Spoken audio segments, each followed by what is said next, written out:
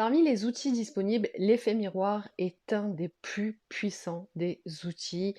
Tu le sais, si tu me suis, je te parle souvent des blessures parce que pour moi, tout ce qui est mémoire cellulaire, c'est très important et le plus impactant et ce qui définit notre vie et qui nous sommes, ou tout du moins le personnage que l'on s'est créé. Et l'effet miroir avec l'ego, ce sont deux outils, mais super puissants pour aller mettre le doigt, pour aller découvrir nos blessures, nos schémas, toutes nos croyances, toutes nos peurs, toutes les émotions négatives, mais aussi tout ce qui est positif, tout l'être que nous sommes au-delà du personnage que nous avons créé.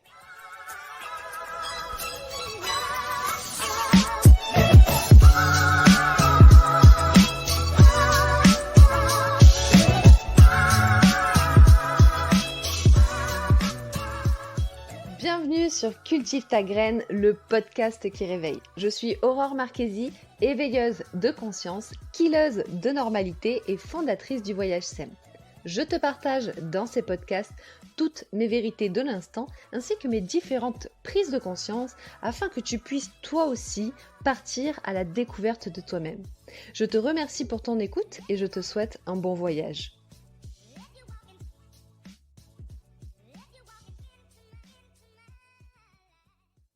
Bonjour à toi, bienvenue sur ce nouvel épisode. Je suis ravie de te retrouver ici pour parler de l'effet miroir, un des plus puissants outils qui puissent exister, celui qui m'a le plus aidé et transformé, celui qui m'a fait le plus souffrir, mais qui a été le plus libérateur. Alors, le plus libérateur et le plus puissant et etc., par résonance avec les blessures, qui est un point crucial, un pilier fondamental, et l'ego qui est un indicateur juste incroyable. Donc par effet miroir, ça va venir réveiller l'ego, l'ego, lui, va vouloir te protéger des blessures. Donc voici trois outils qui pour moi sont juste incroyables. Alors tout du moins, l'ego et l'effet miroir, ce sont des outils pour aller découvrir les blessures. Donc il y a deux outils juste incroyables. Et l'effet miroir pour moi est juste extraordinaire tout simplement. Mais il nous permet aussi de découvrir, au-delà du personnage que nous avons créé par les blessures, les schémas, le conditionnement, etc., qui nous sommes à l'intérieur de nous. Et on va commencer par ce point-là. Lorsque l'on voit quelqu'un qui nous inspire, qui nous plaît, eh bien, nous avons ce que cette personne dégage. C'est-à-dire que quand on voit une personne qui parle avec aisance, qui parle sur scène, qui fait rire, qui a une belle vibration, une belle énergie, c'est ce que nous sommes, nous aussi, c'est ce que nous avons en nous, mais parce que nous n'avons pas confiance, parce que nous sommes timides, parce que il y a tout un tas de couches de blessures, de croyances, etc., qui fait que nous ne sommes pas encore cette meilleure version de nous, mais c'est ce que nous sommes. C'est pour ça qu'on va avoir toute émotion positive que nous allons avoir face à une personne, qu'importe la situation ou ce qui peut en dégager, cela va venir faire résonance avec nous par effet miroir parce que nous avons ceci. Si une personne en face de nous ne résonne pas avec nous, qu'on est entre guillemets indifférent, on ne porte ni vraiment d'émotions positives, ni d'émotions négatives. Alors quand on a nettoyé quand même tout ce qu'on a à nettoyer, voilà, on trouve... on voit l'âme des gens, donc forcément la personne est belle, il n'y a pas de mauvaise personne parce que en fait on ne voit plus que le beau et que l'amour. Voilà, donc il y a de l'indifférence, mais en même temps des belles énergies et on trouve la personne, c'est bien, elle est cool, mais elle ne va pas forcément nous impacter, nous inspirer, etc. Et à l'inverse, elle ne va pas nous irriter, nous énerver ou qu'importe l'émotion négative qu'il puisse y avoir. L'émotion négative, ça va venir activer, ça veut dire que c'est en train d'activer une blessure, ça veut dire que c'est en train de pointer une blessure, quelque chose en nous que nous devons nettoyer. Si ça nous fait ressortir une émotion positive, c'est que c'est en train de nous montrer, c'est un indicateur pour nous montrer quelque chose que nous avons en nous et qui potentiellement peut se dégager, nous pouvons aller tendre vers cette personne que nous sommes vraiment. Parce qu'on ne résonne pas, on ne rentre pas en vibration avec un être qui ne vibre pas la même chose que nous, bah, tout simplement. Donc la personne vers laquelle tu vas être attiré, c'est vraiment quelque chose que tu as en toi. Donc ça, c'est merveilleux, c'est une super bonne nouvelle. C'est que par effet miroir, tu vas pouvoir aller voir tes qualités, ce que tu as au fond de toi, au fond de tes tripes, ce que ton âme vibre, parce qu'elle va vibrer, elle va résonner avec qui elle est, elle aussi. Et donc, tu peux voir, tu vois, si par exemple, moi, je vais être impactée par des personnes qui sont authentiques. Si par exemple je prends une personne sur scène, donc moi qui ai fait beaucoup de formations, de séminaires, où donc j'ai vu des personnes sur scène, les personnes qui me font rire, elles m'impactent. Celles qui sont naturelles, il y a un putain merde qui va s'échapper de leur discours, voilà, et en même temps l'autodérision et tout ça, ben en fait, elles vont m'impacter, elles vont m'inspirer vraiment, parce qu'en fait, ça va résonner en moi, parce qu'en fait, ben, c'est ce que je suis. Et si moi, demain, je devais monter sur scène, ben, en fait, je veux être cette personne, je veux pas être celle qui est super sérieux, coincé, etc. Euh, Même si c'est ok, et ces personnes-là vont aussi m'inspirer différemment parce qu'elles vont renvoyer à une autre partie de moi où je peux être super sérieuse moi aussi et parler vraiment très très sérieux, et je sais le faire et je le fais beaucoup aussi. Mais en tout, il y a quand même cette authenticité, voilà.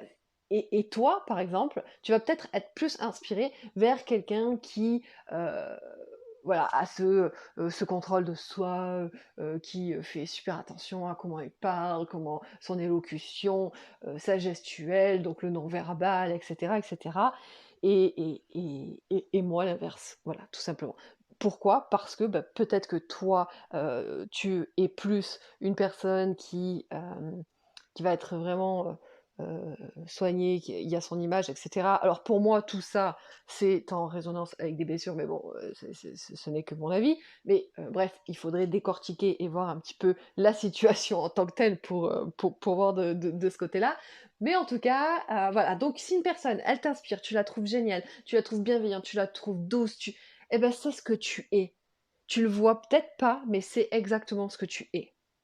Maintenant, on va partir sur le côté un peu moins agréable de la chose, qui est le miroir négatif. Donc, l'indicateur qui va te montrer ce que tu dois nettoyer et libérer en toi. Mais ça, c'est juste merveilleux. Par contre, effectivement, ça demande de faire ami-ami avec son ego, hein, parce que lui, il va dire, bah non, l'autre c'est un con, c'est pas du tout mon miroir, parce que, en fait, si tu me fais une réflexion, si tu es en colère contre moi, si tu es désagréable envers moi, si tu es, mm, si tu me manques de respect, etc., etc., etc., et que je réagis à ça, parce que si vous avez écouté le jazz 1 sur les blessures de l'âme, donc quand on travaille ses blessures, quand on sait observer ses blessures, on apprend aussi à voir les blessures chez l'autre, et serait-ce que même si on voit pas les blessures, on arrive déjà à avoir une certaine compassion qui s'installe, une tolérance de l'autre, parce qu'on sait que nous, on réagit comme ci ou comme ça par rapport à nos blessures, par rapport à nos schémas, etc.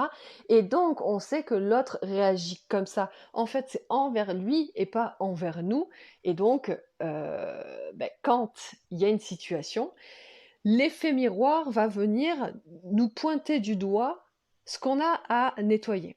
Donc, si la personne, elle me manque de respect, ça ne veut pas dire que quand j'ai nettoyé, j'ai libéré, etc., ça ne veut pas dire que je vais me laisser faire. D'accord? Ça ne veut pas dire que je vais tolérer le manque de respect, etc.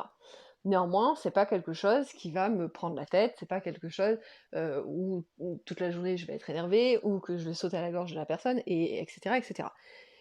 Maintenant, si je viens à rentrer en conflit avec cette personne parce qu'elle m'a manqué de respect, etc., en fait, c'est de s'observer pourquoi cette personne, en fait, elle est venue réveiller un truc en moi. Donc c'est pas elle le problème, on s'en fout qu'elle, elle m'ait manqué de respect, parce que elle va rentrer chez elle, moi je vais rentrer chez moi, et potentiellement je la reverrai plus jamais de ma vie, mais potentiellement qu'une autre personne un jour va me manquer de respect.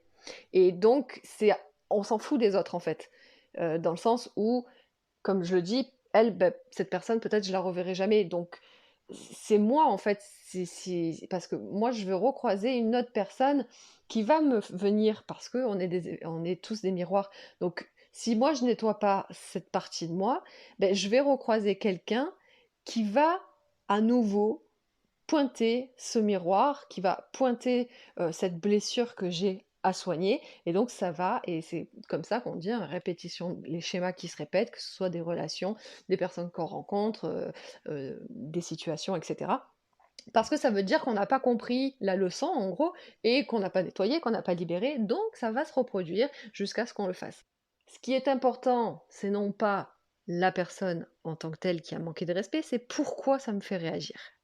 Si ça me fait réagir, c'est potentiellement parce que ça me renvoie à l'image que je ne suis pas assez bien, je n'ai pas assez de valeur pour qu'on m'estime et qu'on me respecte. Donc, je me sens dévalorisée par ce manque de respect. Et là, blessure de la trahison ou blessure de l'humiliation. C'est pareil pour une personne, par exemple, qui arrive en retard. C'est une forme de manque de respect. Donc ça peut être des situations complètement anodines, mais qui nous amènent à des émotions qui sont négatives quand même, parce que rentrer en conflit avec quelqu'un parce qu'on a la sensation qu'elle nous a manqué de respect, alors que ben voilà, peut-être qu'elle est juste arrivée en retard, mais que c'est pas la première fois, et que donc c'est pas la première fois cette personne, ou c'est pas la première fois dans la journée qu'on vous fait le coup, etc. Donc c'est toujours en fait ce que l'autre va me renvoyer en moi. C'est jamais, jamais l'autre. Alors, bien évidemment, ça, il va falloir encaisser le fait que non, eh ben, on n'est pas des victimes parce que, en fait, l'autre, eh ben, il est juste merveilleux, même s'il est complètement con, d'après nous, que là, vraiment, c'est la pire des personnes qu'il puisse y avoir parce qu'elle nous a mais tellement blessés, trahis, déçus, et que vraiment, c'est une personne méchante, c'est une personne...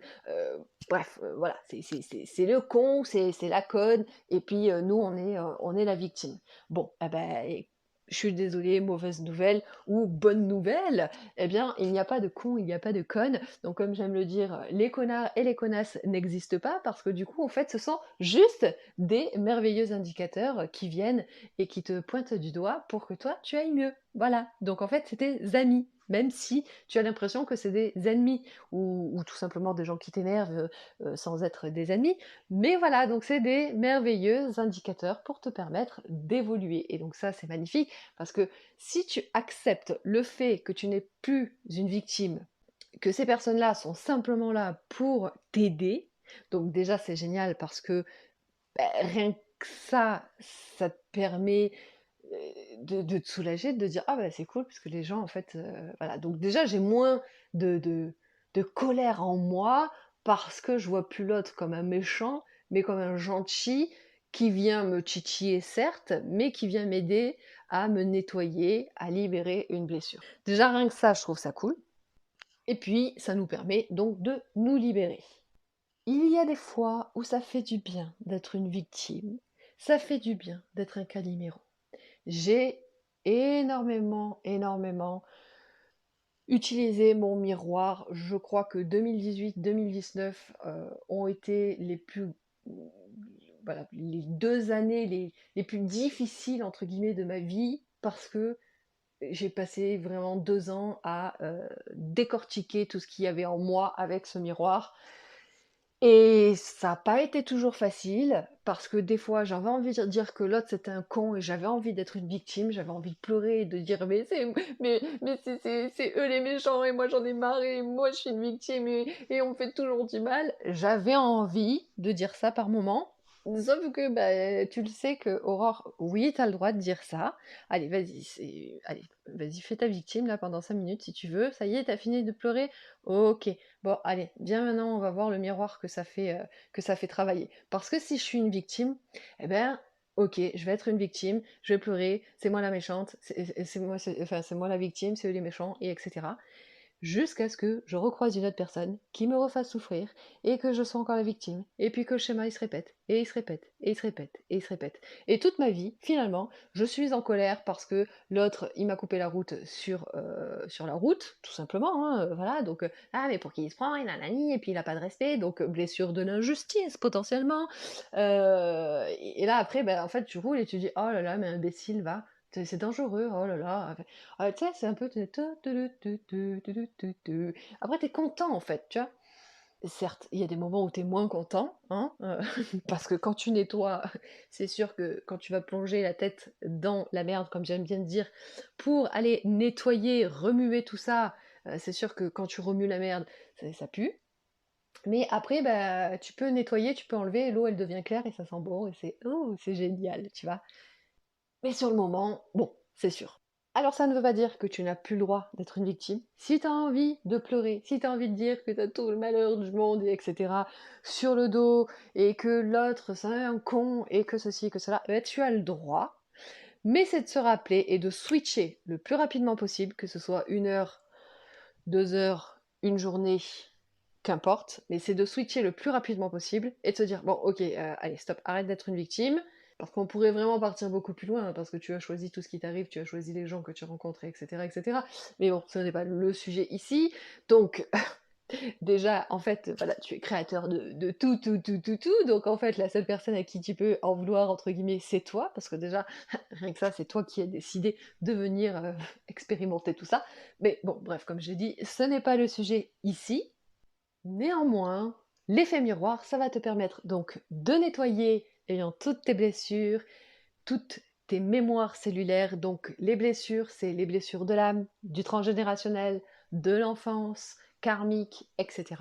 Ça te permet de nettoyer tout ça, ça te permet de te libérer aussi du conditionnement, des croyances, et etc., etc., etc. Et donc, de là, eh bien, tu vois la vie complètement différemment. Du coup, tu comprends aussi que tu attires, que tu vibres, etc., etc. Donc, tu attires à toi d'autres personnes, d'autres situations. Et parce que tu comprends et nettoies un certain schéma, eh bien, tu ne reproduis plus la même chose parce que tu l'as compris, tu l'as nettoyé, tu as réparé ton schéma qui était défectueux et tu l'as remplacé par un schéma qui est bon pour toi, pour ton corps, pour ton esprit et pour ton âme.